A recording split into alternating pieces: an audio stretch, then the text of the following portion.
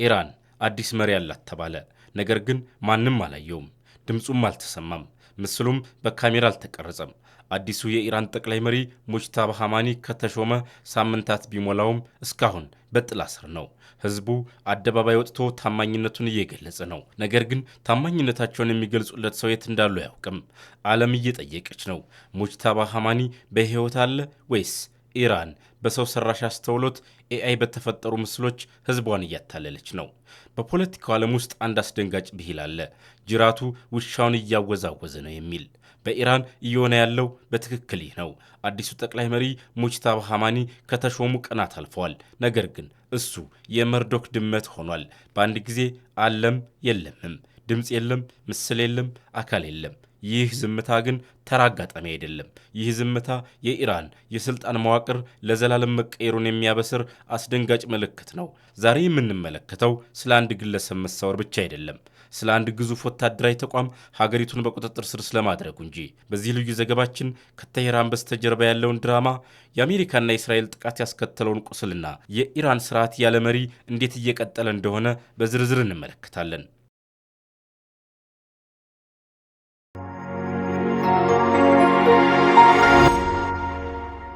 ባለፈው አርብ ዕለት በኢራን ትልቅ ቀን ነበር፣ የአልቁድስ ቀን።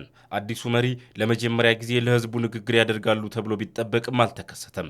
በመንግስት ቴሌቪዥን የተነበበው ረጅም መግለጫ ብቻ ነው። ዛሬም በኢድ ተደገመ።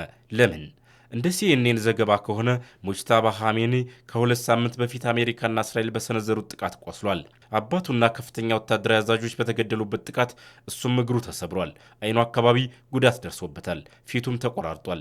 የአሜሪካው መከላከያ ሚኒስትር ፔት ሄግሴት እንደሚሉት ከሆነ ፊቱ ሙሉ በሙሉ ተበላሽቷል። የሚገርመው ግን የመንግስት ሚዲያዎች የሌለውን መሪ እንዳለ ለማሳየት የሚጠቀሙበት መንገድ ነው። እውነተኛው ምስል ስለሌላቸው በሰው ሰራሽ አስተውሎት የተሰሩ ቪዲዮቹን እያሰራጩ ነው። ሙጅታባ ከአባቱ ጋር ቆሞ ንግግር ሲያደርግ አልፎ ተርፎም ከጀኔራል ቃሲም ሱሌማኒ ጋር ሲተቃቀፉ የሚያሳዩ ምስሎች እየተለቀቁ ነው። በቴሄራን ጎዳናዎች ሰዎች የኤአይ ጠቅላይ መሪ እያሉ ይሳለቃሉ። ይህ ለኢራን ስርዓት ትልቅ ፈተና ነው። መሪው በስጋ ካልተለየ ስርዓቱ እንዴት ሊቀጥል ይችላል? የሃይማኖታዊ ትርክት ለስርዓቱ ደጋፊዎች የመሪው አለመታየት ድክመት ሳይሆን ቅድስና ነው።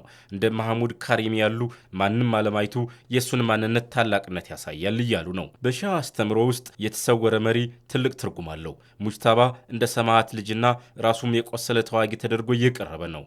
ይህ ደግሞ በጦርነት ውስጥ ላለችው ኢራን የህዝብ ድጋፍን ለማሰባሰብ እንደ ስልት እየተጠቀሙበት ነው። ከጀርባ ያለው እውነተኛ ኃይል ማን ነው? እዚህ ጋር ነው ዋናው ጥያቄ የሚመጣው። ሙጅታባ በጥላ ስር ከሆነ ሀገሪቱን ማን እየመራት ነው? ብዙዎቹ ተንታኞች እንደሚሉት አሁን ኢራንን እየመራ ያለው ግለሰብ ሳይሆን ተቋማት ናቸው። በተለይም የኢራን አብዮታዊ ዘብ። ሙጅታባ ኻሜኒ ለወታደራዊ አመራር የፖለቲካ ከለላ ለመስጠት ብቻ የተቀመጠ ምስል ሊሆን ይችላል። የረመዳን ጦርነት ተብሎ የሚጠራው ወታደራዊ ዘመቻ ያለመሪው ቀጥተኛ ተሳትፎ በወታደራዊ አዛዦች እቅድ እየተመራ ነው። አሁን ጦርነት ስለሆነ ህዝቡ መሪው ባለመታየቱ ብዙም አልተጨነቀም። መሪው ኢላማ እንዳይሆን ተደብቆ ነው የሚለው ምክንያት ለጊዜው ይሰራል ተብሏል። ነገር ግን ጦርነቱ ሲቆምስ? የለንደኑ ቻተም ሃውስ ተንታኞች እንደሚሉት መሪው ስልጣን ላይ የመቆየት ብቃት እንዳለው ለፖለቲካው ልሂቃን በተጨባጭ ማሳየት ይኖርበታል። ካልታየ ግን በስርዓቱ ውስጥ የመከፋፈል አደጋ ሊፈጠር ይችላል። ሙጅታባ ኻሜኒ የታሪክ ምስጢር ሆኖ ይቀጥላል ወይስ በቅርቡ ደምግባቱ ተስተካክሎ ብቅ ይላል? የኢራን ቀጣይ ዕጣ ፈንታ በዚህ ሰውዬ መታየትና ለመታየት ላይ የተንጠለጠለ ይመስላል። ለአራት አስርት ዓመታት የኢራን አብዮታዊ ዘብ ከመጋረጃ በስተጀርባ ነበር። ዛሬ ግን መጋረጃው ተቀዷል። ተንታኞች እንደሚሉት ሙጅታባ ኻሜኒ ለዓለም የሚታይ ፊት ብቻ ነው። እውነተኛ ውሳኔ ሰጪ ግን የደህንነት መዋቅሩ ነው። እሱም በእስራኤል እየተበጠበጠ ነው። ለዓመታት ሙጅታባ በአባቱ ቢሮና በጦር ኃይሉ መካከል እንደ ድልድይ ሆኖ አገልግሏል። አሁን ግን ድልድዩ ተሰብሯል ወይስ ወታደሮቹ ድልድዩን ተቆጣጥረውታል? መሪው የለም ማለት መሪ አያስፈልግም ማለት ይሆን? ኢራን ወደ ወታደራዊ አምባገነንነት እየተሸጋገረች ስለመሆኑ ግልጽ ምልክቶች እየታዩ ነው። የባሳጂ ሚሊሻዎች መሸበር። ድራማው በቤተ መንግስት ብቻ አላበቃም። የእስራኤል ድንገተኛ ጥቃቶች የኢራንን የውስጥ ደህንነት ምሰሶች፣ የባሳጂ ሚሊሻ መቆጣጠሪያ ጣቢያዎችን ኢላማ እያደረጉ ነው። ይህ ትልቅ ትርጉም አለው። የባሳጂ አባላት መሸሽ ከጀመሩ፣ ትዕዛዝ ማክበር ካቆሙ፣ ስርዓቱ የያዘው ጠመንጃ ወደ ራሱ ሊዞር ይችላል። የቀድሞ የአሜሪካ ባለስልጣናት እንደሚሉት አምባገነን ስርዓቶች ቀስ በቀስ እየፈረሱ ይሄዱና በአንድ ቀን ድንገት ይወድቃሉ። ቴህራን በዚያ ድንገተኛ ቀን ዋዜማ ላይ ትሆን? በአንድ በኩል የኢራን መንግስት የሙጅታባን መሰወር እንደ ቅድስናና ጥንቃቄ እየሰበከ ነው። በሌላ በኩል ግን በሶሻል ሚዲያ ላይ የሚለቀቁ የካርቶን ምስሎችና በኤአይ የተሰሩ ቪዲዮዎች ህዝቡን እያበሳጩት ነው። የኤአይ መሪ የሚለው ስላቅ በቴህራን ጎዳናዎች ላይ እንደ ሰደድ እሳት እየተሰራጨ ነው። ህዝቡ በስጋና በደም የሚመራውን ሰው ይፈልጋል።